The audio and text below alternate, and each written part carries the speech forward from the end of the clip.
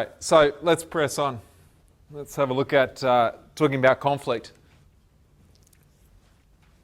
Okay, so where we want to get to with this is I want to explain a useful conflict model, which is also a way of thinking about a communication process. All right, so we're talking about conflict. A lot of you know, obviously you all know what conflict is. We're talking about conflict specifically when the stakes are high and the emotions are heated. Okay, there are lots of negative results of conflict. Okay, you know all of those. And there are also some positive outcomes associated with it as well. As it says there, it's all about the task and the relationship and what outweighs which. There are two things to consider when engaging in a conflict with someone. What do we mean when we say balancing the task and the relationship?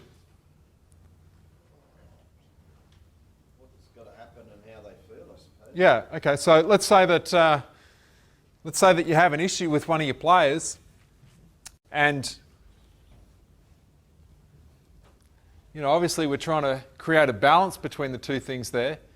Is it more important that you get your way about this, or is it more important that the relationship is intact and they still feel engaged in what they're doing? It depends what it is. Yeah. Engagement's critical. Sometimes getting the task across the line is critical too. That's what we talk about with, that would be an example, Chad, what you were talking about before. And also you might need to consider the stage of the season as well, right?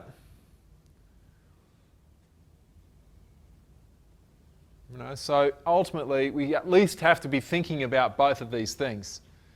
It's possible that you can win, but the other party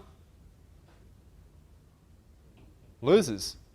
You can get what you want from a material perspective, like you can create that level of compliance, but the relationship is in tatters, and so therefore the level of commitment is variable at best. Okay, this is the conflict model that we use to understand how people actually engage in conflict, and it's also a way of understanding communication. Okay, so this is what the model looks like if you were to draw it up.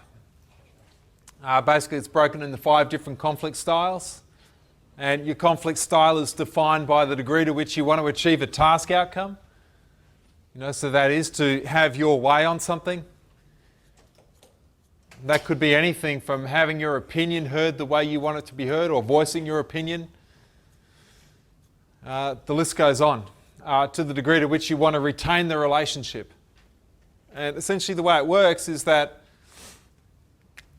if you are really concerned about achieving your outcomes and your goals, but not overly concerned about the relationship, that is your shark style. All right. If you are really not overly concerned about the outcome and not overly concerned about the relationship, you are a turtle.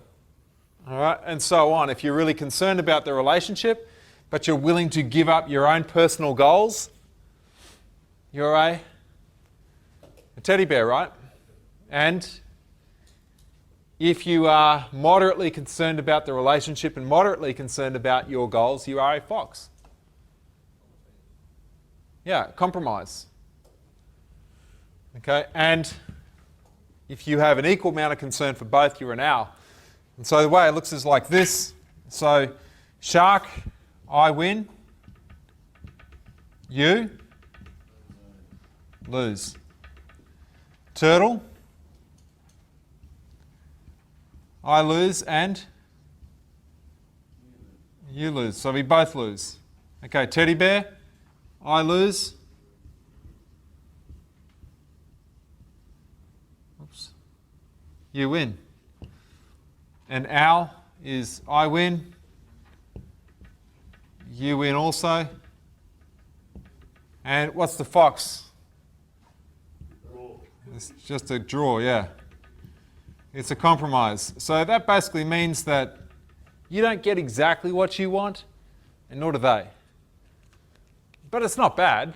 It's not the end of the world. It could be worse, right? So how does this actually work?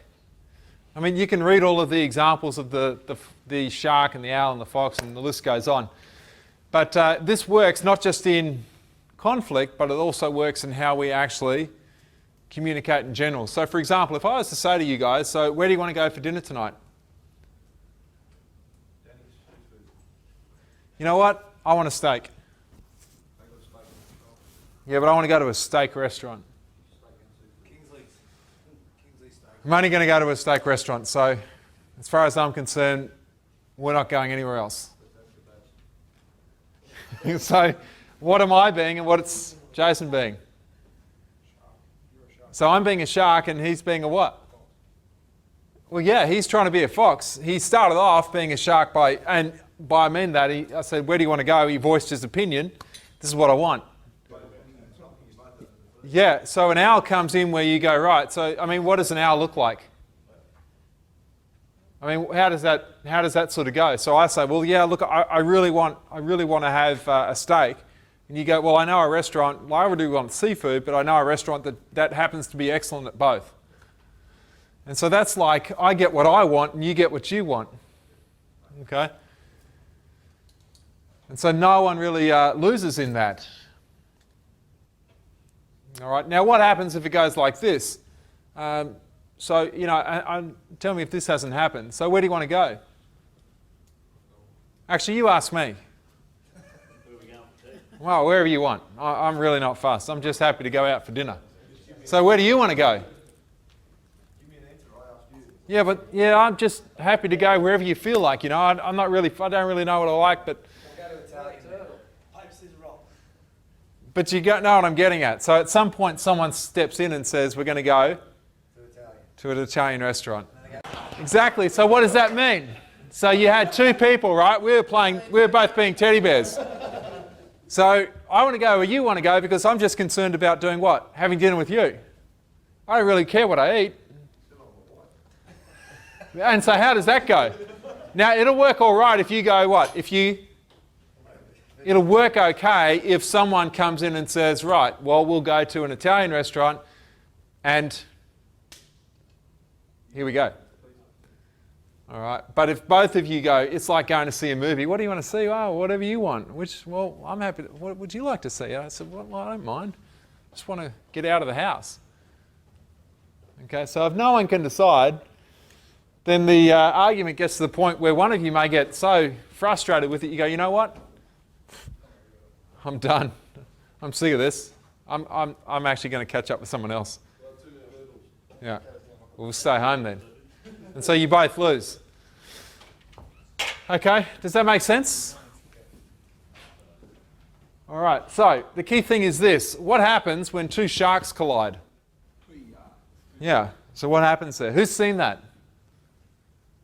Coach says, this is what I want to do. Player says, nah, this is what I want to do. What happens? So the bottom line is, okay, if both of us do this, that's okay. If both of us do that, that's okay. When both of us are a teddy bear, what happens? Okay, no good. If both of us are a turtle, that's no good. And if both of us are a shark, that's no good. At some point, two sharks colliding, one shark will give in to the other shark. What if the most important thing to you was to retain the relationship? You know, it's like a company that says, well, you know, I'm happy to give you this for free. You know, this service right now is on the house. It's at my cost. So I lose, don't I? Because I'm not getting the revenue, but hopefully what's it doing for the relationship and the goodwill? Yeah, it's developing goodwill, and it's potentially, from a perspective of a coach-athlete relationship, what's it developing? Trust and maybe even respect. Now, this is the thing. If they are your material outcome,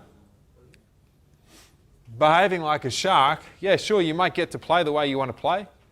You know, you might get to pick the exact team that you want to pick, whatever the scenario is. But if the relationship is not intact and the trust and respect is impacted because of that, then you didn't really win, did you? You may have got your way, but it's the equivalent of saying that you won the battle, but you lose the war. Does that make sense?